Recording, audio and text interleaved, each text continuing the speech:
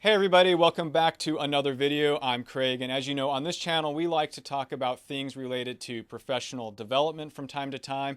And over the course of the past few days, I've been grateful to have had the opportunity to interview Brandy, who has been sharing with us her certified professional talent development journey, talking about a product that she developed. So in this video, I invited her back for at least one more time. I'll try to rope her in for some other ones, but she's going to be talking about her career journey. So let me show you her LinkedIn real quick, just in case you haven't caught those other videos, or just as a reminder. Okay, so as you can see from her LinkedIn profile, she is currently working corporate, but she has had this really varied career in the K through 12 education system. She has a master's in education, she has a PhD in leadership studies. And so for a lot of you out there, I know that you're pursuing master's degrees, you're pursuing PhDs, primarily in the field of communication. But as you know, I'm a big proponent of having a side hustle. I'm a big proponent of looking at other career opportunities beyond, say, higher education. And as you know, I myself am a career coach. I do some training consulting. So I thought I would bring Brandy back just to ask her, what are her thoughts on where is the industry going? What are some things that if you're in these types of programs, you should be doing now to kind of get yourself ready? And so, yeah, I'll just leave it with that. Brandy, welcome back. Thank you for being here. Oh, it's my pleasure as always. So I have 5 tips for you and your listeners, Craig. The first Perfect. one is to find a mentor. So find somebody who's walked the journey that you want to walk and they've walked it well, and then ask them how they got from point A to point B and what advice they have for you. The second is to follow your passion. Do what it is that you love. You want to be able to wake up every morning, put your feet on the floor, and know that you're going to be doing something that you absolutely love. So figuring out what that is. And I have teenagers right now, and I talk to them about this all the time. My youngest, or my oldest, he's 17 right now, and when he was young, he used to take his bologna sandwiches to the construction site and watch the excavators. And I'm like, Riley, I think that's the industry you need to be in. Do what you love and follow your passion. The third is to be brave. And so to do something a little bit different, and Craig mentioned side hustles, I think that is a fantastic idea. Being willing to walk to the end of that high dive and take that final step because you have something the world needs. Everybody does. Something that's a little bit different, a little bit unique, a little spiky about you, as Marcus Buckingham would say. Figure out what that thing is, and then figure out how you can give that to the world because the world needs you and they need your ideas. And then the last one that I wanted to share, well, I've got two. The next one is to choose your leader wisely. So as you're moving into a new career, make sure that that interview goes both ways. So it's them interviewing you, but you also interviewing them, because that leader is going to open doors for you. That leader is going to help you step through doors. So you want to make sure that they're going to be an advocate and a champion for you. And then my biggest piece of advice is to put your family first. Your family is going to be where you leave your legacy. We think that we're going to leave it in all of these external ways, but that's not the case.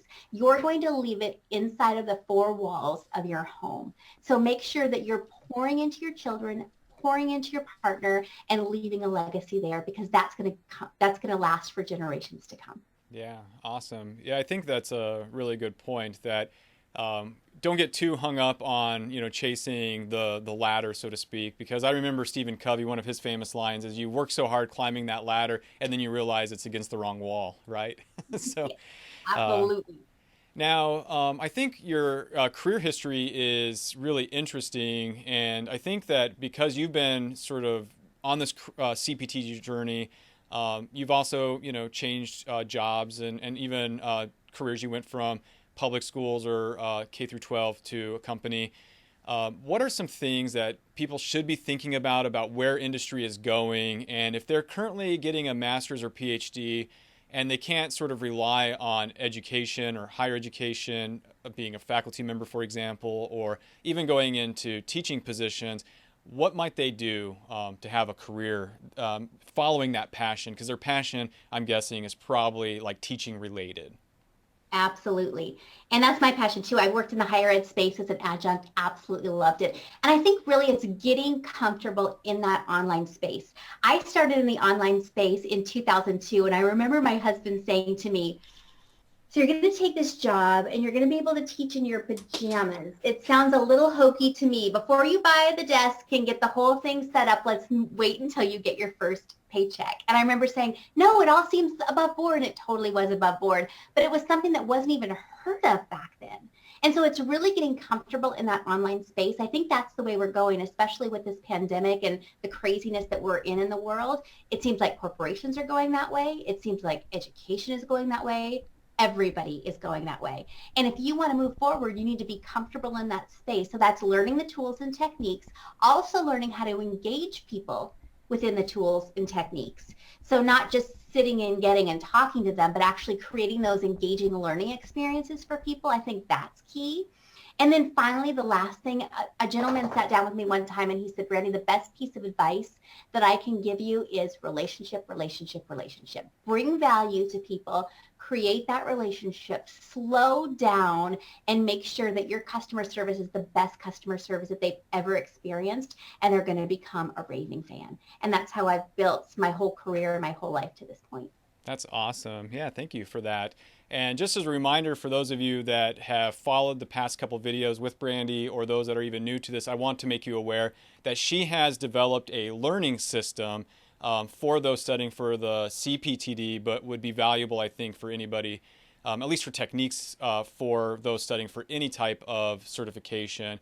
This one is specifically oriented towards CPTD, but I think her point about learning sort of how to teach online, how to be engaging, she's really very good at this. So I would recommend you go back and watch that video, even consider purchasing her system, even if you're not going for the CPT, just to see how she has designed it, because it just becomes a really good tool, I think, for educators. I've had some time to spend with it, and I'm thinking, man, I could really like amplify how my students learn by sort of copying or modeling sort of what she's doing in her book that she's produced or her application she's produced. So go check that video out. I will have a link to it somewhere on the screen to her LinkedIn page, so you should check that out. And then I will have a video at the end that links right back to that video so that you can watch it. Again, my name is Dr. Craig Engstrom, and I cover a variety of things on this channel. One of them is professional development, so I appreciate you all tuning in.